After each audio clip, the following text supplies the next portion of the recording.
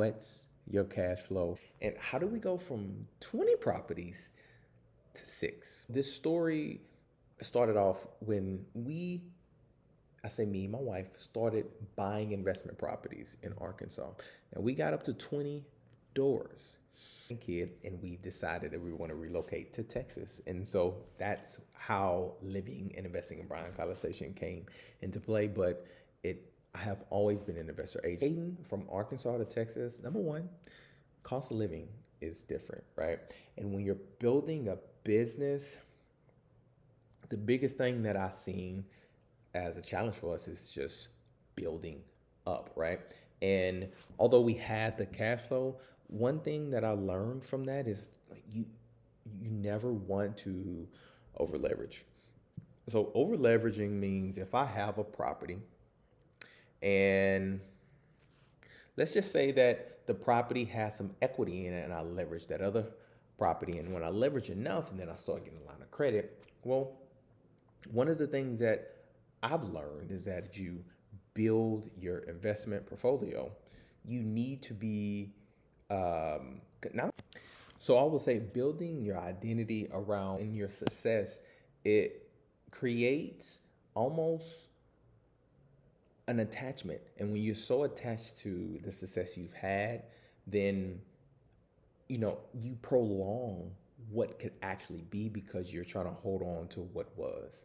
And that was the biggest lesson for me is like when we relocated, we had more, Texas, Arkansas to Texas, it's cost of living. It's different, right? And so when your cost of living grows and it's more than where you've been at, you have to start selling to invest in your business, invest in the basic essentials that you need to be able to continue to press forward in the midst of a growing family.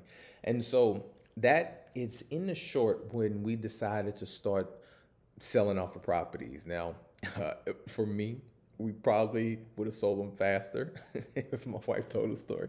She said she would have sold them all. But that's beside the point. Like the hard decision, and one of the things we learned from that is, make sure you continue to stick to a budget. As an entrepreneur, you take risks, you take chances, and I'm not mad at the decisions that I made, but I'm also have learned, and this has allowed me to reposition myself and build a new strategy, which I'll talk about that here in a second.